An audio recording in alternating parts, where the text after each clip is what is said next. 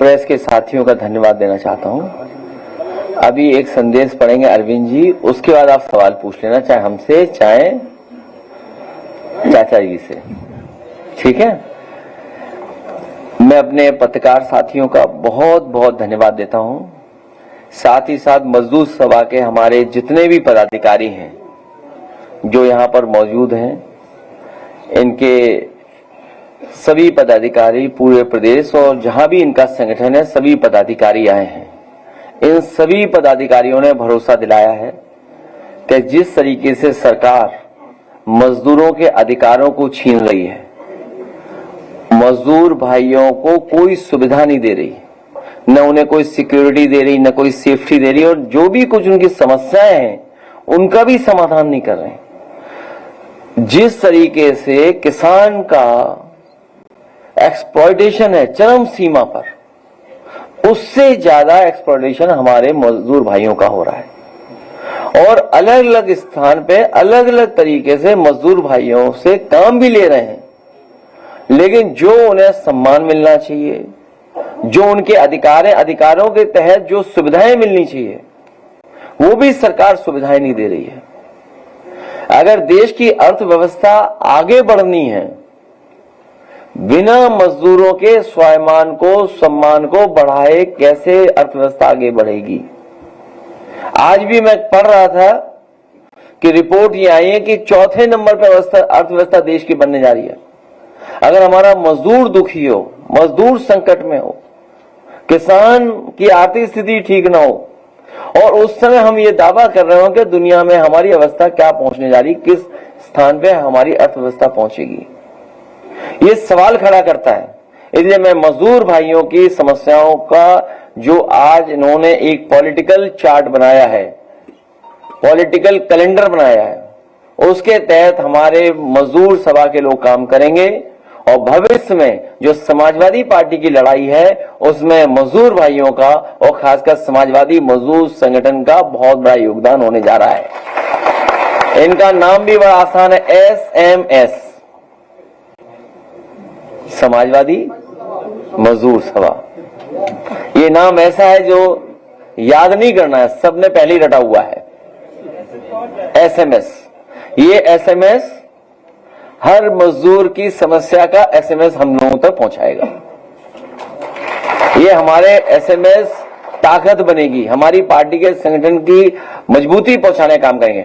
दूसरे हमारे झांसी के किसान भाई आए, पहले भी आए थे, एक डेलीगेशन बना करके मैंने लीडर ऑपोजिशन जो अपर हाउस में उनके साथ भेजा था, संबंधित अधिकारियों से बैठक करके आए। जिला अधिकारी महोदय ने जो आश्वासन दिया है, स्वाभाविक ये बात स्वीकार की जाती है कि अगर जिलाधिकारी महोदय कोई बात को मान रहे हैं तो इसका मतलब सरकार भी उससे सहमत है। अगर उस समय के जिलाधिकारी महोदय जो भी रहे थे, उन्होंने आश्वासन दिया है कि हम समस्याएं जो किसानों की उनका समाधान करेंगे, तो दोबारा जाकर के हम लोग अपने लीडर ऑपोजिशन को कहेंगे कि दोबारा जाकर के एक बार किसानों के बीच और वहां पर संबंधित अधिकारियों से बातचीत कर करके फिर आगे इस लड़ाई को हम बढ़ाएंगे। और अगर ये सरकार ने फैसला लिया है कुछ कैबिनेट्स में जो हमारी जानकारी में नहीं है, लेकिन हम किसानों के लिए, ये जो झांसी के किसान या उत्तर प्रदेश के अलग अलग जगह के किसानों को जो विकास के लिए, उद्योग के लिए, कारोबार के लिए जमीन छीनी जा रही है, समाजवादी पार्टी की मांग है कि उनको बाजार भाव मिलना चाहिए, बाजार की कीमत मिलनी चाहिए, जो मार्केट प्राइस है वो मिलना चाहिए, और दबाव बना करके किसी भी सहमति के कागज पर दस्तखत नहीं कराने चाहिए।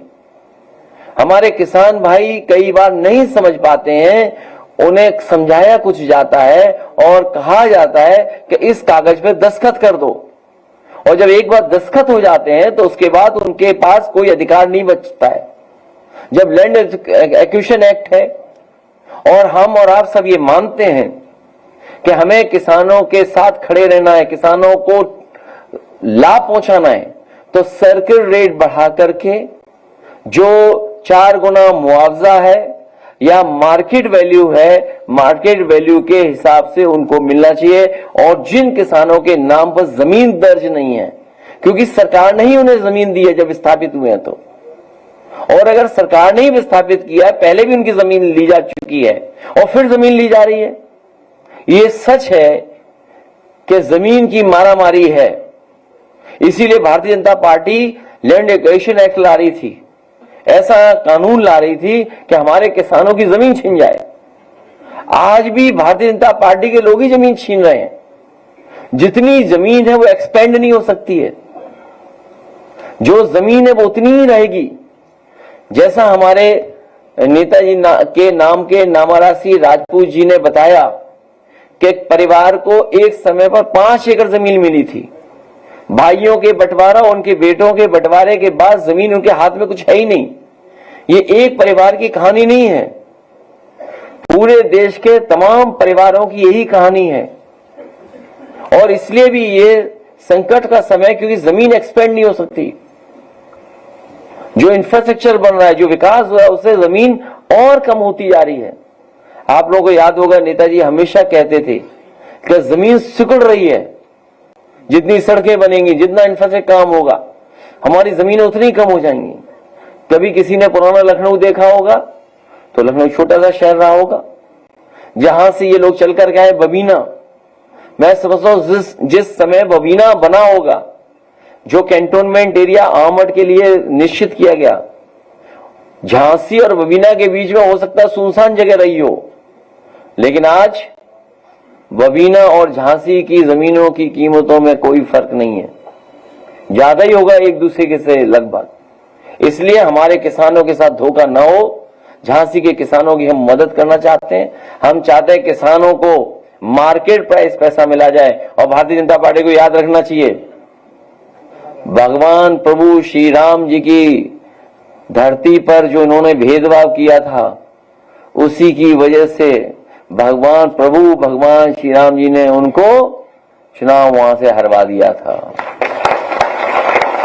अयोध्या के लोगों की, गरीबों की जमीनें भारतीय जनता पार्टी के लोगों ने छीनी थी, लूट की थी, उसमें मुनाफा कारोबार करने का काम किया था। उसी का परिणाम यह हुआ कि प्रभु श्री राम जी ने भारतीय जनता पार्टी को अयोध्या की धरती से हरा दिया था और पूरे देश में एक संदेश दिया था कि कम्युनल पॉलिटिक्स का अंत होगा, कम्युनल पॉलिटिक्स और आगे नहीं बढ़ सकती है। झांसी के लोग, किसान भाइयों से भी कहूंगा, इन भारतीय जनता पार्टी को सबक सिखाएं, पूरे बुंदेलखंड के लोग सबक सिखाएं, क्योंकि वहां पर जा करके भारतीय जनता पार्टी ने झूठ बोला है। मिसाइल बनाएंगे, फाइटर पायलट, वो फाइटर एयरक्राफ्ट बनाएंगे। आज अगर गोला बारूद, तोप, गोली, बंदूक बन गई होती तो हमें बाहर से नहीं मंगाना पड़ता कुछ भी। हमारे बुंदेलखंड में मिसाइलें बन गई होती तो हमें रशिया से मिसाइल नहीं मंगानी पड़ती, दूसरे देशों की तरफ नहीं देखना पड़ता। बताओ कब कहा था कि हम मिसाइल्स बनाएंगे, आप याद कीजिए। लेकिन सुनने में आया है कि वो होम मिनिस्ट्री से कोई एक आया है चिट्ठी कि अब कोई बात नहीं कर सकता है डिफेंस को लेकर के, इसलिए हम अपने शब्द वापस ले रहे हैं।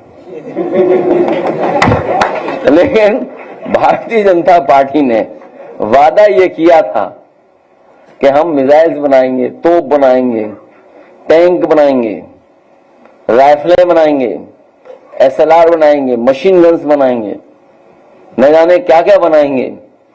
लेकिन सुनने में आ रहा है झांसी में या बुंदेलखंड में कहीं भी सुतली का बम भी नहीं बनाया इन्होंने,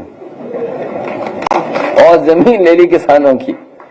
इसलिए इन किसानों के साथ धोखा ना हो, इन किसानों के साथ बेईमानी ना हो।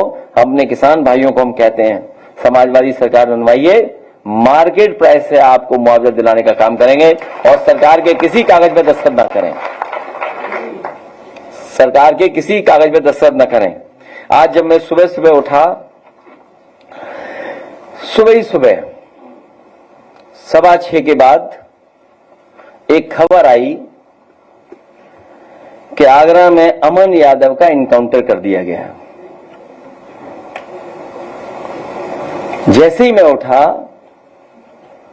और कुछ देर बाद वो फ्लैश होना शुरू हो गई न्यूज, तो पता नहीं क्या मेरे मन में आया कि ये असली इनकाउंटर नहीं है, ये फेक इनकाउंटर है। तभी देखा मैंने कि आगरा से कार्यकर्ता का फोन आ रहा है। मैंने फोन उठा लिया तो जानकारी हुई कि सरकार के लोगों ने उसका गलत नाम चलवाया है। जो सरकार इनकाउंटर कर रही हो और उसका असली पूरा नाम न जानती हो, तो बताओ फेक इनकाउंटर है कि नहीं है? जो सरकार असली पूरा नाम भी नहीं जानती है, ये जाति विशेष, खासकर हम सबको और खासकर समाजवादियों को, क्योंकि जैसा हमारे किसान भाई कह रहे थे, उन्हें पीड़ा है, जिसको पीड़ा है, तकलीफ है, उसके साथ पीडीए है, पीडीए है उनके साथ। जाति विशेष को बदनाम करने के लिए इन्होंने नाम जानबूझ करके चलवाया। जब मैंने वहां के लोकल पत्रकार साथियों से पूछवाया कि आखिरकार ये नाम क्यों लिखा गया, क्यों फ्लैश किया गया, तो उन्होंने कहा कि पुलिस के हैंडल पे ट्वीट किया गया था या मैसेज गया था।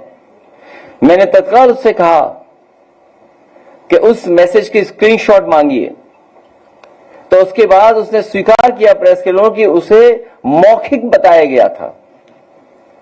पुलिस के किसी बड़े अधिकारी ने उसे ब्रीफ किया था पत्रकारों को। इसलिए समाजवादी पार्टी की मांग है, जिसका असली नाम भी नहीं सरकार जानती है, पूरा नाम, ऐसे अधिकारी को तत्काल निलंबित करना चाहिए जो बदनाम करना चाहता है। ये आपराधिक कृत्य है। मुझे खुशी है इस बात की, यहां जितने चैनल अखबार वाले बैठे हैं जिन्होंने पहले वो नाम फ्लैश किया था, उन सब ने वो नाम बदल दिया। मैं अपने प्रेस के साथियों का धन्यवाद देना चाहता हूं। नाम बदल दिया, इसका मतलब उन्हें पता है कि पीडीए की सरकार आ रही है।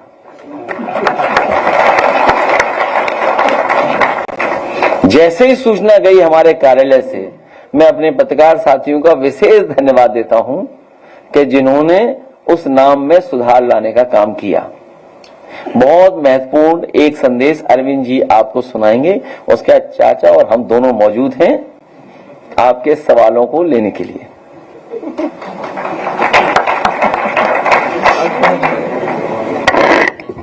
माननीय राष्ट्रीय अध्यक्ष जी, सम्मानित मंच, पत्रकार बंधुओं और सभागार में उपस्थित सम्मानित साथियों, देश की हर स्त्री के नाम भाजपा का मुखौटा नारियां ही उतारेंगी। आजादी से पहले ही भाजपा के पूर्व रूप का चाल, चरित्र और चेहरा ऐसा न था कि वो सामने आकर मुंह दिखा सके, क्योंकि ऐसे काम वारदात और साजिश षड्यंत्र करते थे जो देशभक्ति, नैतिकता और सामाजिकता के पैमाने पर नकारात्मक और अपराधात्मक माने जाते थे। इसीलिए इनकी गतिविधियां हमेशा भूमिगत रहकर मुखबिरी के रूप में ही दबे छिपे चलती रही। इसीलिए भाजपा ने कई बार रूप बदला जिससे ये पहचाने न जा सके। यही परंपरा आज भी जारी है। जब इनके समर्थक पीठ पीछे से कई अनाम नाम रखकर अपनी भूमिगत नकारात्मक भूमिका निभाते हैं और उनका विरोध करते हैं, जो इनकी सत्ता के लिए खतरा है। मूल रूप से भाजपाई और उनके संगी साथी वो लोग रहे हैं जो सत्ता पर परंपरागत रूप से अपनों को काबिज करवाने रखना चाहते थे। इसीलिए राजनीति और अर्थव्यवस्था पर जिन लोगों का सदियों से वर्चस्व रहा है, उन लोगों ने पर्दे के पीछे से भाजपाइयों और उनके संगी साथियों का हमेशा से बल धन और धन बल के साथ दिया। भाजपाइयों ने कभी भी नहीं चाहा कि और वर्ग का तबका राजनीतिक और आर्थिक रूप से शक्तिशाली हो। इसके साथ ही भाजपाइयों ने कभी ये भी नहीं चाहा कि जनता के अधिकार की बात हो। इसलिए ये जनता को शक्ति देने वाले संविधान के भी विरोधी रहे। भाजपाई जिस शक्ति उसके अधिकार की रूढ़िवादी सोच के लोग हैं, इसीलिए सामाजिक क्षेत्र तक में ये शोषित, दमित, वंचित, पीड़ित के साथ साथ महिलाओं को भी हमेशा हेय दृष्टि से देखते हैं। पुरुषवादी सामंती सोच आज भी नारी को मान सम्मान या अभिव्यक्ति की आजादी नहीं देना चाहती है।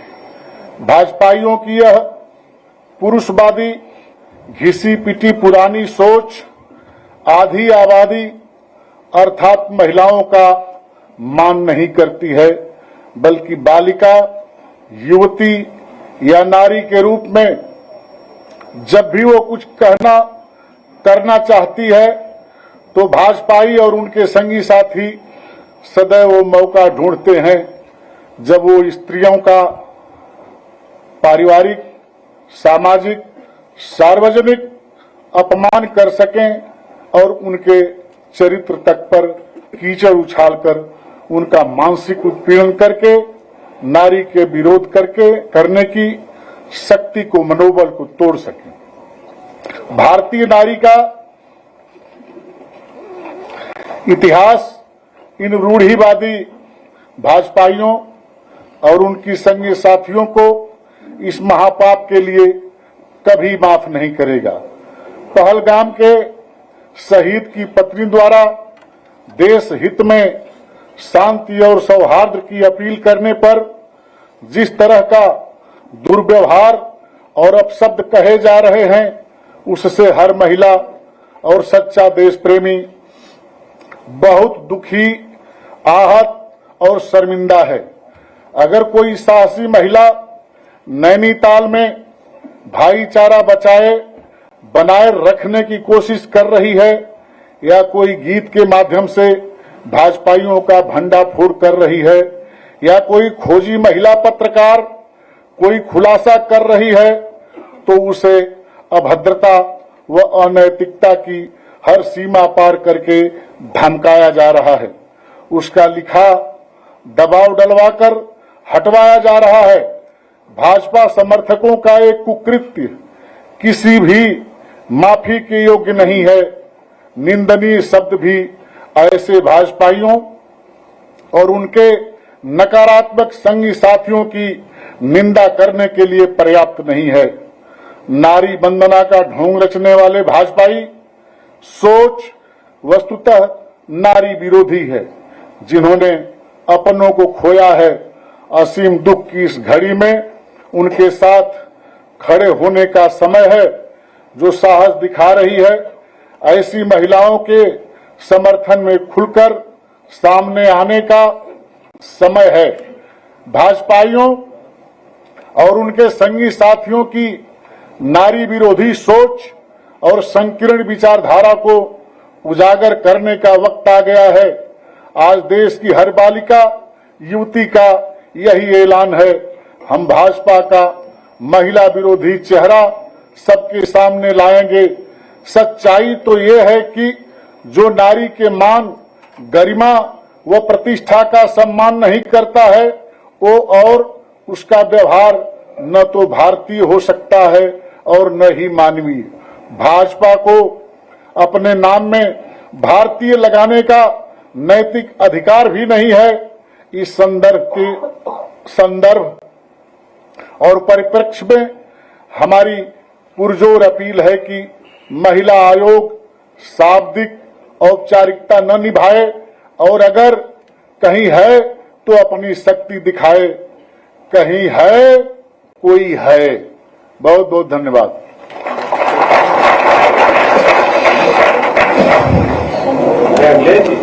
ये सरकार जो है, आज चाचा से शुरू होगा।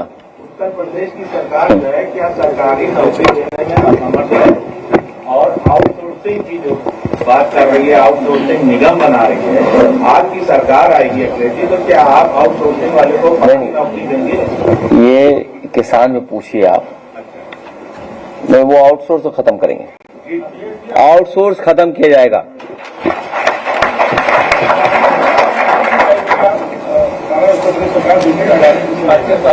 क्या आया तो हमारा एक काम मान लो, हमारा भी कहना मान लो। आज ऐसा है, हर दिन हम ये पढ़ते हैं अखबारों में और कई बार आप लोगों ने भी लिखा होगा कि जेपी नायसी बिक रहा है।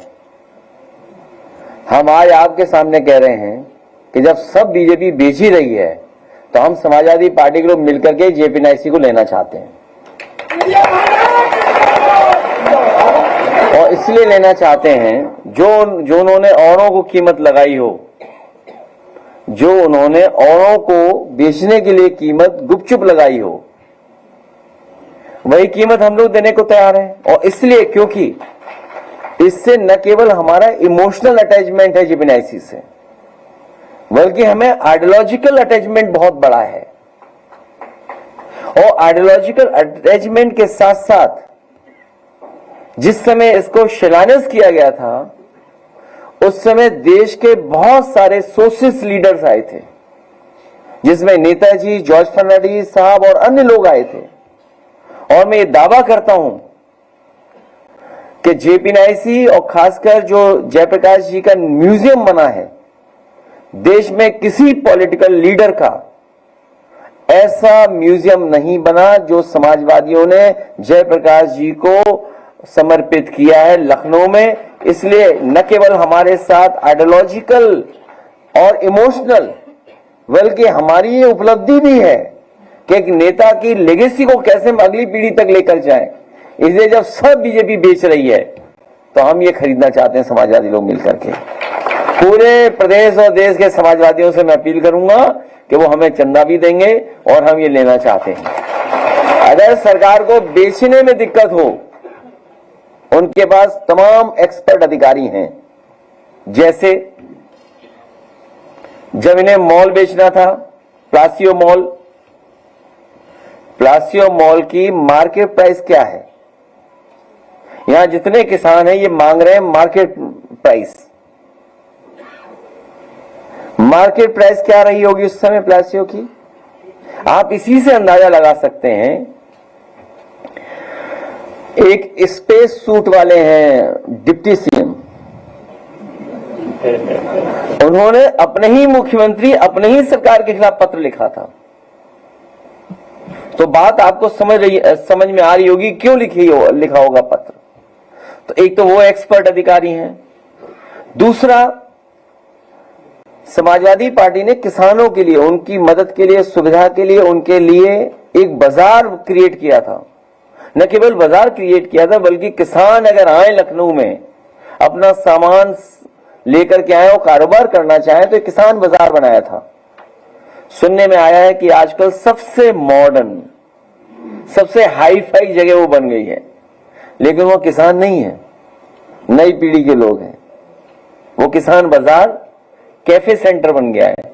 किस नाम से जाना जाता है मैं तो नहीं जान रहा हूं, मैं तो एक ही बार गया हूं वहां पर। हाँ? नहीं, जो भी हो। और उसके बगल में एक किसानों को रुकने की जगह थी, जिसमें होटल बन गया बहुत बड़ा लाल रंग का। वो देखिए, लाल रंग हमारा था। हाँ? लाल रंग हमारा था, लेकिन वो लाल रंग नहीं हटा, होटल हट गया। किसान की जगह किसी उद्योगपति पहुंच गया। हमें कोई आपत्ति नहीं है। तो वो जो एक्सपर्ट लोग हैं, मैं केवल इन बातों को इसलिए कह रहा हूं कि वो एक्सपर्ट हैं कि कैसे कोई चीज बेची जाती है। ये सरकार एसेट्स नहीं क्रिएट कर सकती। सरकार एसेट्स को बेच रही है, क्योंकि कल हम और आप कंगाल हो जाएंगे। अभी मैं देख रहा था, भारतीय जनता पार्टी को कैसे पता है वॉर होने वाला है?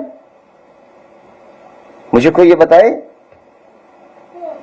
भारतीय जनता पार्टी को कैसे पता है वॉर हो रहा है?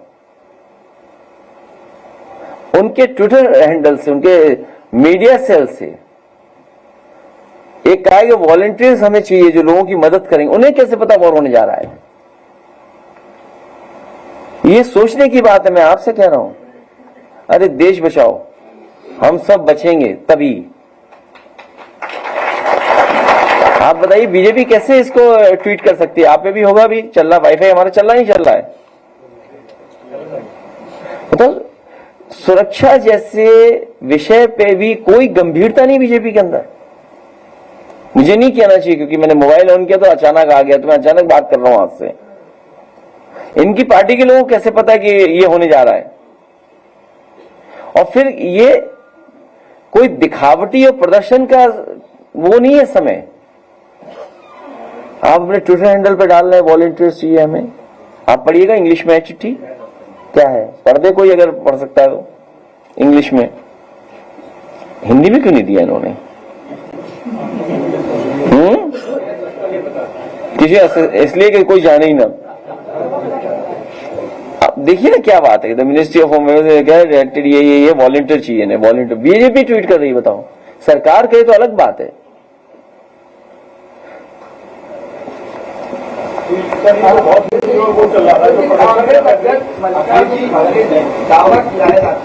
पहलगाम हमले से पहले 3 दिन पहले पीएम मोदी को एक रिपोर्ट दी थी, जिसके बाद उन्होंने कश्मीर का दौरा कर दिया, लेकिन आम आदमी की सुरक्षा सुनिश्चित नहीं। अब वो विषय नहीं है, अब विषय ये है कि मॉक ड्रिल होने जा रही है।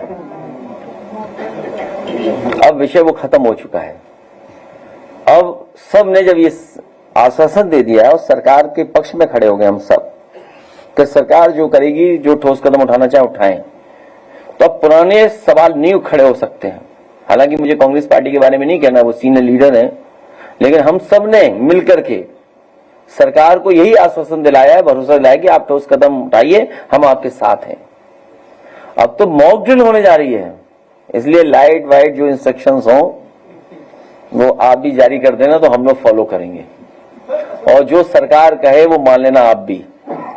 कर रही है, वहीं पे कासगंज जा रहे थे, आज रामलीला सोन को रोक दिया गया है और उनको छावनी बना दिया गया पूरे घर को, और जानने दिया जा रहा पुलिसों से मिलने के लिए। इसको कैसे आप देखते? आगरा में अभी न्यूज नहीं है मेरे पास। आगरा में मेरे किसी ने न्यूज दी थी, और आपके किसी अखबार ने लिखा है कि 7 दिन के अंदर पिछले कई दिनों से जाने कितने मर्डर हुए वहां। बड़े पैमाने पे मर्डर हुए हैं आगरा में। वो मेरे पास है नहीं न्यूज इस समय, लेकिन मेरे पास न्यूज नहीं है कि पुलिस इसी में लगी हुई है। अब आप देखिए चंदौली में क्या हुआ, चंदौली में क्या हुआ। सरकार बचा रही है, बीजेपी है, न केवल खुल के नाम ले रहे हैं, सबको पता है, सबको पता है कि मर्डर किसने किया है, कौन लोग पीछे हैं। भाई हमने आपने तो लाइव देखे मर्डर, तब कुछ नहीं हुआ।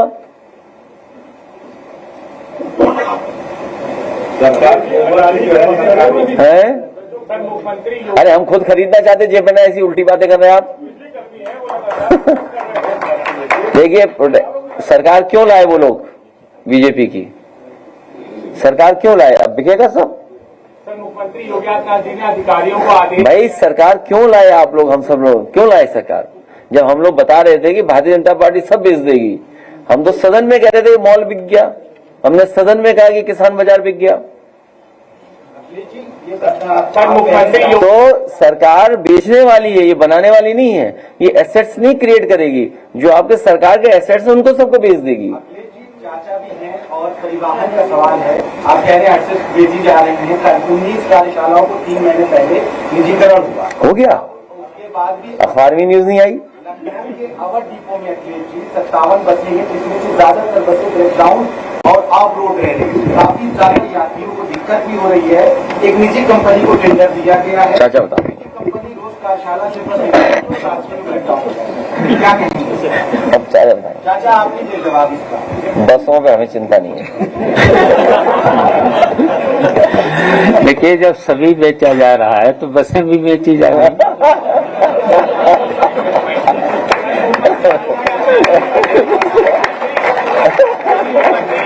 अधिकारियों को आदेश दिया है कि जितने भी सरकारी भवन या विभाग है वहाँ पे प्राकृतिक गोबर का इस्तेमाल किया जाए। गोबर के पेड़ मैं इस पे कुछ नहीं कहूँगा। उन्नाव की साक्षी महाराज ने कहा है कि साक्षी महाराज ने कहा कि अखिलेश के दिमाग में गोबर भरा है। साक्षी जब मिलेंगे हम उन्हें प्रणाम भी करेंगे और हम पूछेंगे जरूर उनसे। देखो मैं सच बताऊंगा आपको, आप नहीं जानती कुछ भी। जिस दिन हम चाहेंगे साक्षी महाराज जी समाजवादी पार्टी में आ जाएंगे। आप जानती नहीं हो कुछ। सच बता रहा हूं मैं आपको, आप पूछ लो फोन मिला के। हम लोग जिस दिन चाहेंगे उसी दिन साक्षी महाराज जी समाजवादी पार्टी में आ जाएंगे। हम जिस दिन उनसे अपील करेंगे, निवेदन कर लेंगे कि यार छोड़ो उसको, अब हमारे साथ आइए, लड़ाई बड़ी है पीडीए की, जातीय जनगणना की, वो हमारे साथ खड़े दिखाई देंगे। और सच्चाई बता दो, उन्हीं के दबाव में जातीय गणना हुई है।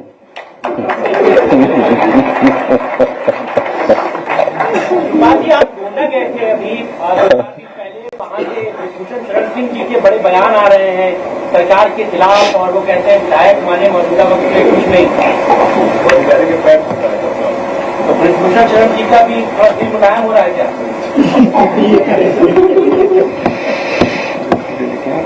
ऐसा नहीं, देखिए ऐसा है, चाचा के संबंध सबसे अच्छे हैं। और कोई बात बताओ।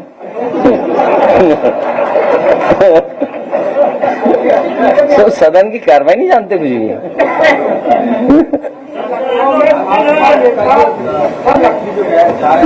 सॉरी नहीं, देखिए उस पे देखिए आज तक अखबार और टीवी, आज तक है, कौन सा है? आज तक है। देखिए आज तक को ज्यादा उलझाना नहीं चाहिए चीज है। आपने भी हमारा कहना माना, आज तक ने चलाया कि अमन यादव, तो आज तक को बताया कि तुम गलत कर रहे हो, तो उन्होंने नाम बदल दिया और खेद भी प्रकट कर दिया। वो खेद वाली लाइन पढ़ो जरा, लाओ हमें। आज ही खेद प्रकट है। मैं इनका धन्यवाद देता हूं कि इन्होंने जो गलती की उसके लिए खेद प्रकट किया। खेद प्रकट किया था शायद आपने, हाँ कर दिया। वो लाइन है खेद वाली लाइन नहीं मेरे पास है, नहीं। हाँ ये रही खेद वाली लाइन। तो आज तक ने गलत नाम डाल दिया था, अमन यादव की जगह अमन यादव डाल दिया था। तो हम लोगों ने शिकायत की, तो आज तक ने स्वीकार की कि उनसे गलती हो गई, तो उन्होंने खेद भी डाला उसमें बाद में। इस खबर के पहले वर्जन में आरोपी का नाम अमन यादव छप गया था। इस गलती के लिए हमें खेद है। तो मैं आज तक के लिए आज तक को बहुत धन्यवाद देता हूँ। बुंदेलखंड की बात कर रहे हैं, बुंदेलखंड जहाँ खनन का काम बड़े पैमाने पर होता है।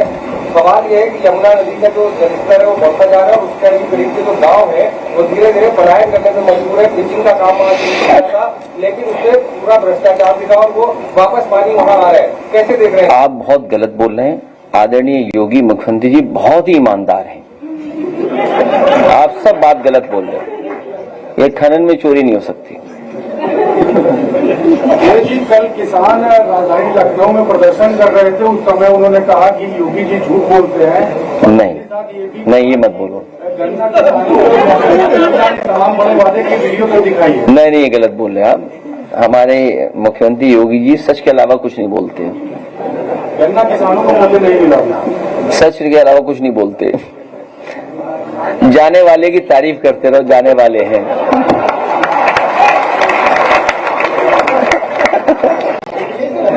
आपको भी पता है, सबको पता है।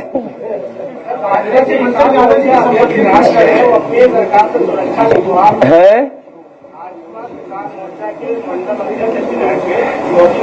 से सुरक्षा की गुहार लगा रहे और सुरक्षा नहीं, उन्हें सुरक्षा मिलनी चाहिए। पत्र हम लोग लिख देंगे उसके लिए। लाल भाई वो लीडर अपोजिशन है हमारे साथ, जो ये बात बता रहे हैं, आप पत्र से लिख देना, चिट्ठी लिख देना सुरक्षा के लिए। आप उनकी जानकारी देना, ये चिट्ठी लिख देंगे। बीजेपी के कोई किसान नेता, उन्हें धमकी मिल रही है तो आप चिट्ठी लिख देना सुरक्षा के लिए। क्या खड़गे जी ने आरोप लगाया है कि अगर पीएम के पास इनपुट था तो उन्होंने वो इनपुट आर्म फोर्सेस का। मैं जवाब दे चुका हूँ। अभी आपके साथी ने सवाल पूछा था, मैं जवाब दे चुका हूँ।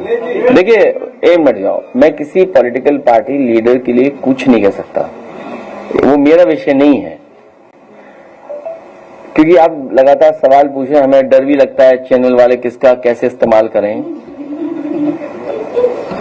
सच्चाई तो ये है, सच्चाई ये है, किसी भी पॉलिटिकल उसमें जब ऑल पार्टी मीटिंग हो गई और आपने सरकार को कहा कि ठोस कदम उठाएं, तो ये बातें उस समय भी आई हुई या फिर एक बार और फिर ऑल पार्टी मीटिंग हो जाए।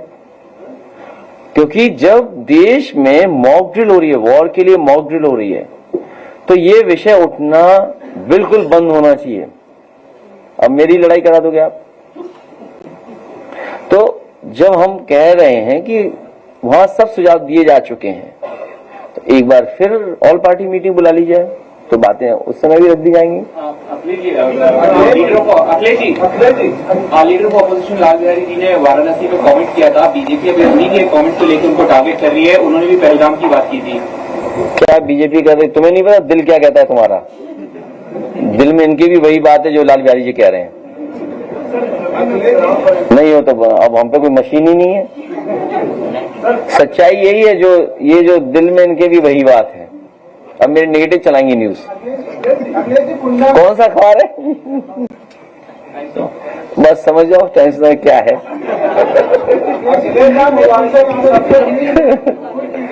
देखिए, अभी ये विषय नहीं उठाने चाहिए। देखिए, आपको भी गाइडलाइन आ गई है होम मिनिस्ट्री की। मैं अपने पत्रकार साथी से कहूंगा, ये कौन सा चैनल बताया था आपने?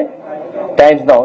टाइम्स नाउ भाई, ऐसा करो, गाइडलाइन हमने तो पढ़ी नहीं, तुम पढ़ लो और पढ़ करके सवाल मत पूछिए आप कि जब गाइडलाइन आ गई है होम मिनिस्ट्री की तो आपको ये सवाल नहीं करना चाहिए। मैं होम मिनिस्ट्री के अधिकारियों से कहूंगा कि ऐसे पत्रकार साथियों के खिलाफ कार्रवाई करें, एफआईआर लिखाएं इनके खिलाफ।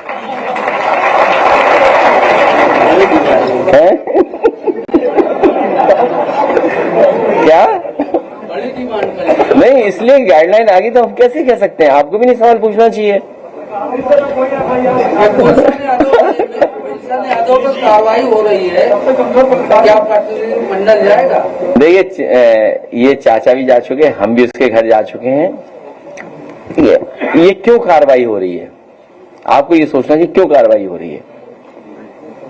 और हर स्तर पे वकीलों के जो हमें सहयोग लेना पड़ता है वो भी हम ले रहे हैं, कानूनी मदद ले रहे हैं, कानूनी मदद ले रहे हैं। आर्थिक रूप से भी जितना तोड़ा जा सकता है तोड़ा जा रहा है। और आप टाइमलाइन देखिए कि मुकदमे कब दर्ज हो रहे हैं, वो टाइमलाइन देखिए आप।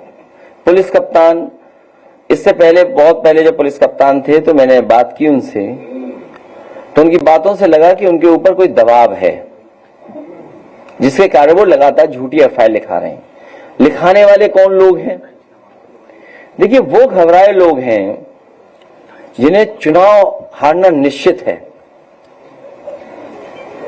चुनाव हारेंगे वो लोग जो एफआईआर लिखा रहे हैं, वो चुनाव हारेंगे। उन्हें कोई भी गणित चुनाव नहीं जिता सकता। और मैं आपको याद दिला दूं, वो बातें याद नहीं दिलानी चाहिए।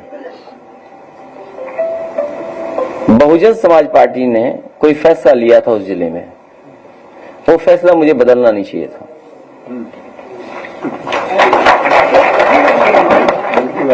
उत्तर प्रदेश के अधिकारी जो जमीन अधिग्रहण लगे हैं वो एक अभी पॉलिसी का इंतजार कर रहे हैं। क्या चीज? जानकारी किसकी? जमीन अधिग्रहण के अधिकारी जो वर्तमान में है, हाँ, वो आपकी घटनाओं को आग्रह पॉलिसी की जमीन अधिग्रहण की कहते हैं लिखित में तो थी, लेकिन अखिलेश जी की कोई अलग से पॉलिसी पीसफुल ट्रांसफर हो गया था। हम तलाश रहे हैं, हमको मिल रही नहीं। वो कभी उन्हें नहीं मिलेगी कि उसके लिए दिल बड़ा होना चाहिए। आपने सुना नहीं, मुख्यमंत्री जी कह रहे थे कि शामली से लेकर के हम एक्सप्रेसवे बनाने जा रहे हैं आसाम में सिलचर तक। अब उन्होंने भारत का नक्शा ही नहीं देखा। कुछ देर बाद यूपी खत्म हो जाता है, बिहार और दूसरे स्टेट्स, झारखंड हो सकता है बीच में पड़े, और फिर पड़े जाके कलकत्ता, फिर वहां आगे पड़े जाकर। तो सोचिए, उत्तर प्रदेश के मुख्यमंत्री ये ऐलान कर रहे हैं कि हम एक्सप्रेसवे बनाएंगे दूसरे प्रदेश में, अपने प्रदेश में तो बना नहीं रहे। मैं समझता हूं मैंने पत्रकार साथियों का बहुत समय ले लिया है। तुम्हारा ही मन नहीं जाने का आप 10 करोड़ रुपए की मांग कर रहे थे पहलगाम में, जो लोग मारे गए, आप लगातार 10 करोड़ रुपए की मांग कर रहे थे उनके मृतक परिजनों के लिए, और वो लोग शहीद दर्जे की मांग कर रहे हैं। ये सबसे पहले हम ही लोगों ने कहा कि देखिए, जो शहीद हुए हैं पहलगाम में, उन सभी परिवारों की मदद होनी चाहिए, शहीद घोषित होने चाहिए, और सरकार को 10 करोड़ से उनकी मदद करनी चाहिए।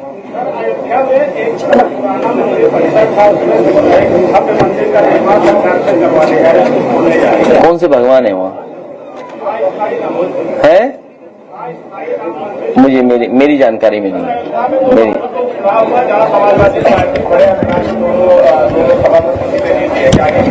अभी कुछ नहीं कहेंगे, अब आपको जाने के लिए कहेंगे। आइए किसान, अरे रुक जाइए। अरे कोई एक बहुत अच्छा स्कल्पचर है, क्या बोलेंगे हिंदी में, स्कल्पचर जो मूर्तिकार है, वो कुछ बना के आए। निगम जी के परिवार के भतीजे हैं, दीपक निगम, और उनके साथ 2 लोग हैं। कृपा करके आ जाएं यहाँ। और मजदूर सभा हमारे लिए एक माला लाई है, मजदूर सभा 2 माला लाई है। मजदूर सभा के लोगों से कहेंगे बाकी लोग वहीं बैठिए, सबके उनके बैठिए, बाद में मिलेंगे, बाद में। अभी पता नहीं, देखो जा पाएंगे कि नहीं जा पाएंगे। आइए,